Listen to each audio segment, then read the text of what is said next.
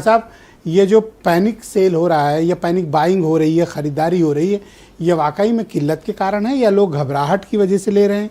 दूसरी बात, क्या सरकार की बात पर लोगों को यकीन नहीं है? देखिए, सबसे पहली बात तो पर्सनली नाम लेकर बीजेपी प्रवक्ता ने हमको संबोधित किया और कहा कि बेवकूफ़ हैं, और फिर कहा कि चाइना गए ये कभी?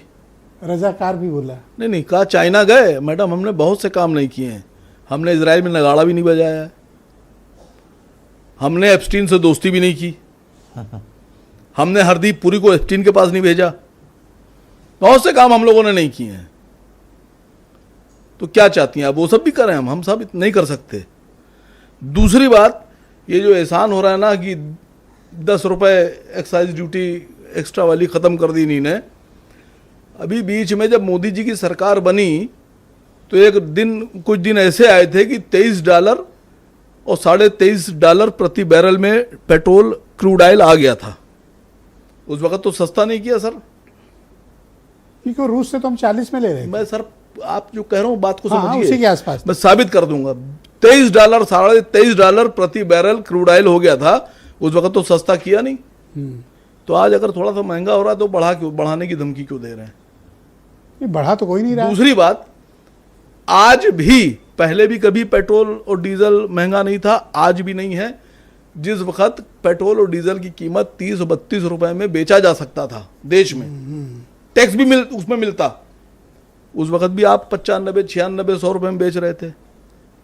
तो आप तो लूट रहे हैं सर, ब्लैक मार्केटिंग हो रही है।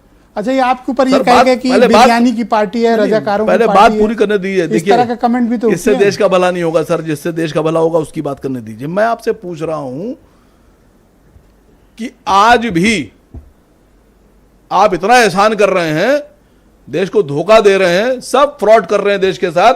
मैं कह रहा हूं, आप पेट्रोल और डीजल से वैट क्यों नहीं हटा रहे हैं, जीएसटी में क्यों नहीं ला रहे हैं? आपको अभी तो मिल जाए पहले ना। क्यों? आपने कहा 1 नेशन 1 टैक्स, तो 1 नेशन 1 टैक्स में आज तो जरूरत है। आप एक्साइज ड्यूटी, इधर ही ड्यूटी क्यों कर रहे हैं? आप वैट हटा दीजिए, आप ले आइए जीएसटी। अभी ये तेल जो आज आप इतना एहसान कर रहे हैं ना, ये तड़तड़ाकर इसी कंडीशन में, इतने ही महंगाई में, तो काबिलियत थी कि 4 जहाज निकाल लाए। 42 4 जहाज निकाल लाई, तो काबिलियत थी। हाँ, बिल्कुल सही कह रहे हैं आप। वो तो काबिलियत मोदी जी के दिल से पूछिए जाकर।